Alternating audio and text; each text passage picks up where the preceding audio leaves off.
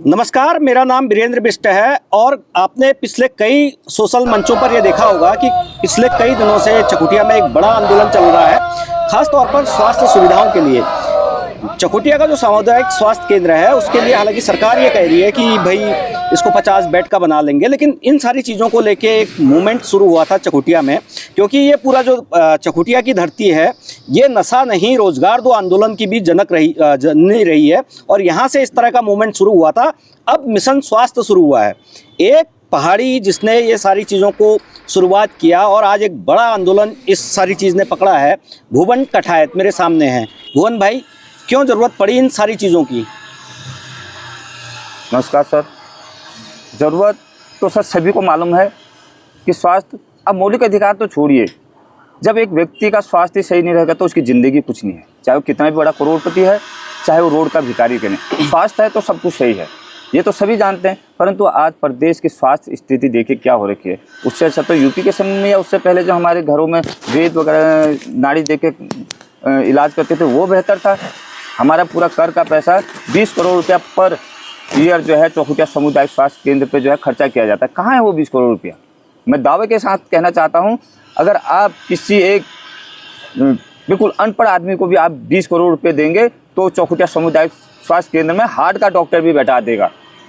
परंतु ये सरकारें कर क्या रही हैं? केवल भ्रष्टाचार। 20 करोड़ का हिसाब बताइए, कहाँ है वो 20 करोड़? किस पे आपने खर्च किया? परंतु जो आप सामुदायिक स्वास्थ्य केंद्र चौखुटिया के माध्यम से जो आज उत्तराखंड की पूरी जनता जाके, मैं आपके चैनल के माध्यम से पूरे विश्वास से कहना चाहता हूं कि आज ये गेवार घाटी का आंदोलन जो एक प्रथम मौलिक अधिकार स्वास्थ्य के लिए शुरू हुआ है 2 अक्टूबर से आमरण अनशन, आज पूरा उत्तराखंड इस आंदोलन को देख रहा है। इस आंदोलन के भरोसे बैठा है कि इस आंदोलन की सफलता के साथ साथ उत्तराखंड के अन्य पर्वतीय जनपद और ब्लॉकों की जो है स्वास्थ्य की बेहतरी हो। आप देख रहे होंगे बीते कुछ समय में ही शायद सालदे में भी 24 अक्टूबर से जो है आंदोलन की शुरुआत होने वाली है और लमगड़ा में जो है आंदोलन शुरू हो चुका है और कुछ ही समय पश्चात दोरहाट में भी आंदोलन शुरू होने वाला है और गैरसैंण में जिस दिन हमने शुरुआत की थी उस दिन गैरसैंण में भी हुआ था। ये पलायन का भी कारण है हमारे एरियाओं से, जिस तरह से स्वास्थ्य शिक्षा की बात होती है। बिल्कुल सर, पलायन का सबसे बड़ा कारण है स्वास्थ्य और शिक्षा और रोजगार, और जो पहले नंबर पे है स्वास्थ्य। क्योंकि जो हमारे बुजुर्ग हैं वो रहना चाहते हैं पहाड़ों में, परंतु स्वास्थ्य समस्या, जो रिटायर्स हो गए हैं हमारे यहीं पर ही अटवाल जी हमारे बड़े भाई और अन्य जितने भी जो सेवानिवृत्त है वो पहाड़ में रहना चाहते हैं, परंतु यहाँ स्वास्थ्य सुविधा नहीं होने के कारण उन्हें अन्य शहरों में रहना पड़ता है।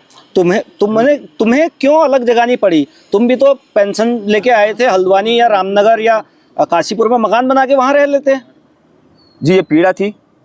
मैं कुछ 4 महीने पहले, क्योंकि अधिकतर आर्मी वाले तो अब तराई की तरफ जाने लगे हैं ना जी, इसका भी मुख्य कारण स्वास्थ्य है। आप देख सकते हैं, अगर पिछले कुछ दशकों में देखेंगे तो एक जब आर्मी सैनिक जब रिटायर होकर आता था, चाहे वो हवलदार रैंक से आए, चाहे वो सूबेदार रैंक से आए, चाहे वो सिपाही रैंक से आए, तो केवल अपने पहाड़ों में रहता था। लेकिन आज आधुनिक युग में एक तरफ से आप बोलते हैं कि हम चांद पे पहुंच गए, एक तरफ से आप दुनिया भर के जो है इलाज बताते हैं, लेकिन पहाड़ के लिए कहाँ है? पहाड़ के लिए क्या किया आपने? तो ये मुख्य कारण है पलायन का। नहीं तो हमारे बुजुर्ग जो आज शहरों में आप देख रहे हैं कि पॉल्यूशन के क्या हालत है, कौन रहना चाहेगा वहाँ बताओ? लेकिन हमारी सरकार के पास कोई नीति नहीं है। अगर इन सरकारों ने नीति बनाई होती तो बाहर का व्यक्ति भी अपने बच्चों के एजुकेशन के लिए पहाड़ों में आते, स्वास्थ्य सुविधाओं के लिए पहाड़ों में आते।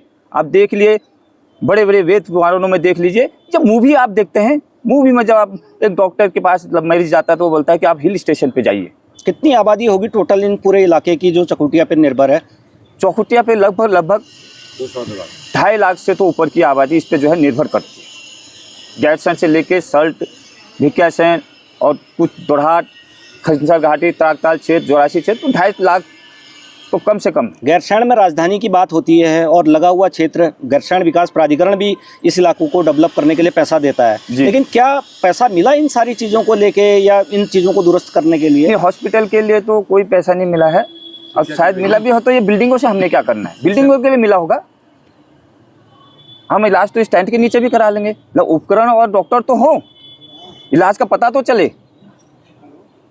डॉक्टर को सुविधा तो हो। जब इलाज का पता ही नहीं चलेगा तो डॉक्टर भी क्या करेगा? ना यहाँ उपकरण है, ना यहाँ अच्छे स्पेशलिस्ट डॉक्टर हैं। धीरे धीरे मूवमेंट बन रहा है, एक बड़ा आंदोलन महारैली भी आपने निकाली, जी।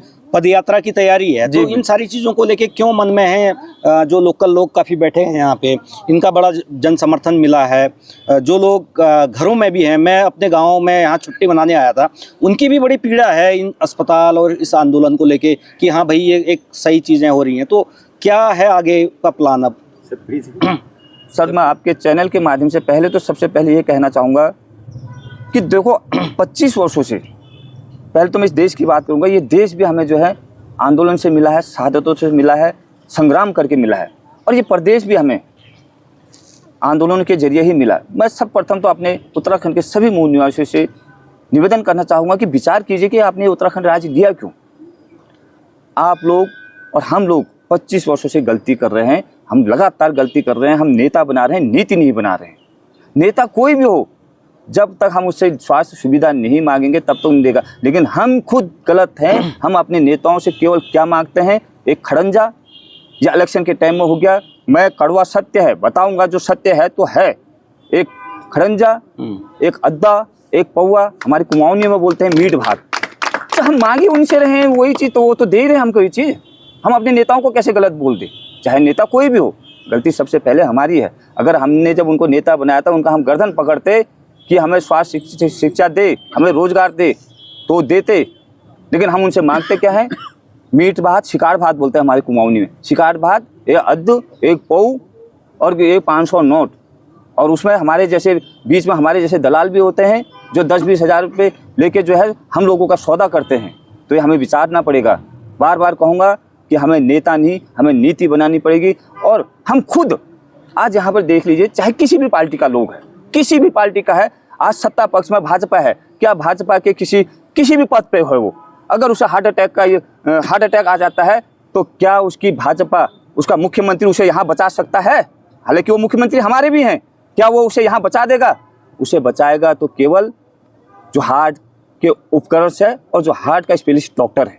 हम आपके चैनल के माध्यम से कहना चाहते हैं, जो एम्स ऋषिकेश में बना, वो ऋषिकेश एम्स पहाड़ के किसी केंद्र में बनना चाहिए था। चाहे वो गढ़वाल के कर्णप्रयाग में बनता, चाहे रुद्रप्रयाग में बनता, चाहे चौखुटिया में बनता, चाहे गैरसैंण में बनता। उसके बाद हम आपके चैनल के माध्यम से भी कहना चाहते हैं, जो सितारगंज में एम्स बना है, वो पहाड़ के किसी सेंटर में बनना चाहिए था, चाहे हल्द्वानी में बनना चाहिए था, चाहे रानीखेत बनना चाहिए। और मैं सुशीला तिवारी की भी बात करना चाहूँगा, ये राज्य सुशीला तिवारी भी पहाड़ के केंद्र में बनना चाहिए था, क्योंकि ये राज्य 42 शहादतें और जो हमारे राज्य आंदोलनकारी हैं, कई लोग यहाँ पे भी होंगे, और मेरे ही विधानसभा में 114 राज्य आंदोलनकारी जो है वांछित हैं।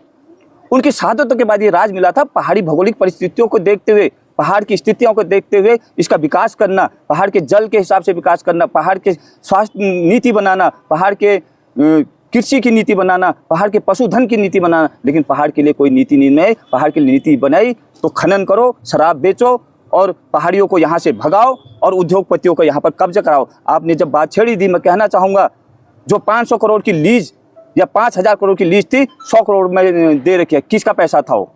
तो जागना पड़ेगा हमको।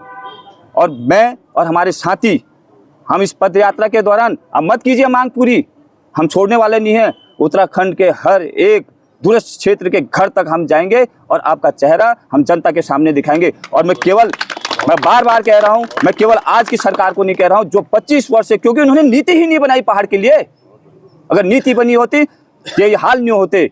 क्योंकि आप देख लीजिए, हर जगह बड़े बड़े विद्वान कहते हैं कि एक अच्छी शिक्षा के लिए शांत वातावरण चाहिए, शुद्ध ऑक्सीजन में चाहिए। तो इससे बेहतर और कहाँ मिल सकता है एक बेहतरीन शिक्षा के लिए? लेकिन सरकार ने स्वास्थ्य शिक्षा की ही नीति बने। स्वास्थ्य के लिए चाहे हम मूवी देखते हैं या चाहे अन्य चीज़ों में देखते हैं, बड़े बड़े विद्वानों से भी हम सलाह लेते हैं। जब डॉक्टर की भी बस की नहीं होती है तो वो बोलते हैं कि आप हिल स्टेशन में जाइए।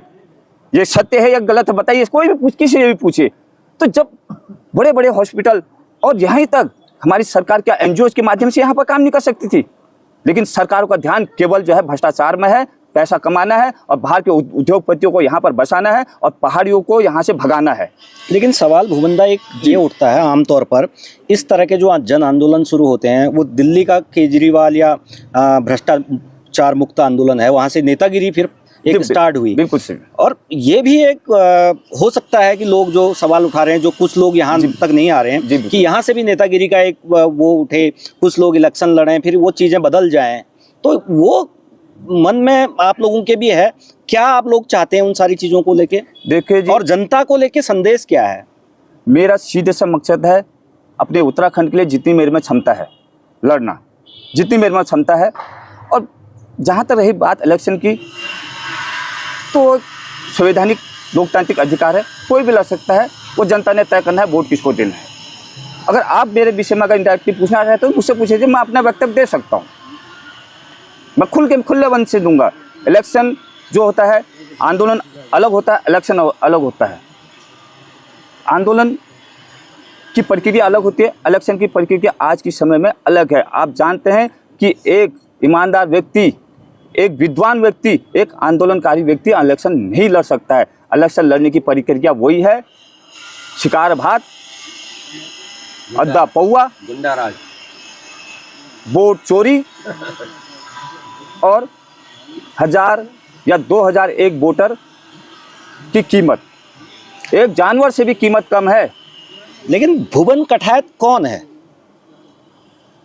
भुवन कठायत का केवल एक ही परिचय है। आप मेरे से पूरा परिचय छीन सकते हैं, मेरा एक परिचय नहीं छीन सकते हैं। मैं भारत देश का नागरिक हूं, उत्तराखंड का मूल निवासी हूं और एक पूरी सैनिक हूं। ये परिचय मुझसे कोई नहीं छीन सकता है। गेवाड़ घाटी की जनता के लिए क्या संदेश है? गेवाड़ घाटी की जनता के लिए मेरा बार बार सम्मानित गेवाड़ घाटी, खनसर घाटी, गैसर घाटी, हमारा सालदे, दोढ़ाट की सम्मानित जनता से मेरा एक ही निवेदन है कि जो आंदोलन आप लोगों ने छेड़ा है, पूरा प्रदेश आपको देख रहा है। पूरा प्रदेश जो है गेवाड़ घाटी पर नज़र लगा रखा है। जहाँ तक कि हमारे जो दिल्ली में भाई मित्र रहते हैं या अन्य शहरों में रहते हैं, प्रवासी पहाड़ियों से भी अपील है आप लोगों की, क्योंकि आम तौर पर डिजिटल तौर पर वो उसको मूवमेंट को आगे बढ़ा रहे हैं, तो उनको लेके क्या, प्रवासियों को लेके? तो मेरा पहले तो ये जो आपने गेवाड़ घाटी का कहा, मेरा सभी से निवेदन है कि पूरा देश आपको देख रहा है। तो आप इस कर्तव्य के लिए आपकी जो है नैतिक जो है कर्तव्य आपका और अधिक बढ़ जाता है कि आपने आप प्रदेश की भी बागडोर को संभालिए, प्रदेश के अन्य ब्लॉकों के भी आपने स्वास्थ्य नीति, शिक्षा नीति के लिए पूरा प्रदेश आपको प्रवासियों के लिए भी अपील है कि आप इस मूवमेंट को आगे बढ़ाएं। प्रवासियों के लिए भी डिजिटल तौर पर उसको मूवमेंट को कर रहे हैं, हमारे प्रवासी भाई कर रहे हैं। और प्रवासी भाइयों से भी मेरा निवेदन है, और प्रवासी के यहाँ आते हैं हमारे गेवाड़ घाटी के, तो मैं आपको बताता हूँ लगभग 6 महीने या साल भर में हमारे जितने भी परिवार वहाँ रहते हैं और यहाँ आते भी और खेती करते हैं। ऐसा नहीं कि उन्होंने गेवाड़ घाटी छोड़ दी है। आप देखिए पूरा गेवाड़ घाटी हरा भरा है। वो 6 महीने जब खेती का समय होता है, 1-2 महीने अपनी खेती करके फिर वापस अपने रोजगार के लिए जाते हैं, अपने बच्चों की शिक्षा के लिए और जो स्वास्थ्य मैं कह रहा हूँ उसी की यहाँ से जो कल्याण हुआ जाते हैं। और प्रवासी भाइयों से भी निवेदन है कि आपको भी पूरा उत्तराखंड देख रहा है और निवेदन है कि आप भी आंदोलन में सम्मिलित हुई है। और 24 से पद यात्रा है, एक रैली भी है। तो सभी मेरे भाइयों से मित्रों से निवेदन है कि एक दिन की छुट्टी लेके इस महा रैली के लिए सरकार की आंखें को खोलने के लिए आइए। ये आंदोलन सभी का है और अब ये आंदोलन केवल गेवाड़ घाटी का नहीं रह गया है, ये पूरा उत्तराखंड का आंदोलन हो चुका है। तो मेरा यही निवेदन है, आइए सब मिलकर लड़ते हैं। धन्यवाद। तो ये थे भुवन कठायत जो इस मूवमेंट को आगे लेके बढ़ रहे हैं, और बहुत जो लोग हैं उनका सहयोग मिला हर मोर्चे पे, चाहे वो यहाँ की जनता हो या फिर अन्य जो ब्लॉक हैं वहाँ से भी मिला है। जो प्रवासी हैं खास तौर पर, उन्होंने इस पूरे मूवमेंट को डिजिटल तौर पर आगे बढ़ाया है। तो ये कह सकते हैं कि अगर यहाँ पर इन सारी चीज़ों की स्वास्थ्य सुविधाएं मिलती है, क्योंकि 2.5 लाख से ज़्यादा की आबादी इस पूरे इलाके में है, कई जो विधानसभाएँ हैं वो यहाँ से जुड़ी हुई हैं इस अस्पताल से। आमतौर पर आप भी अगर इस ब्रॉडकास्ट को देख रहे हैं तो देखते होंगे कि अगर कोई बीमार हो जाता है तो कहाँ ले जाते हैं, चकुटिया ले जा रहे हैं। ये शब्द आपने जरूर सुना होगा। तो ये कहा जा सकता है अगर सरकारें इन सारी चीज़ों को देखें, सिस्टम काम करे, और तो इस अस्पताल को एक बेहतर अस्पताल बनाया जा सकता है। और ये 2.5 लाख की जो आबादी आज यहाँ बची हुई है, हालांकि कई लोग पलायन कर चुके हैं, उस पलायन को भी बचाया जा सकता है और स्वास्थ्य की बेहतर सुविधाएं यहीं दी जा सकती हैं। बहुत बहुत धन्यवाद भुवन।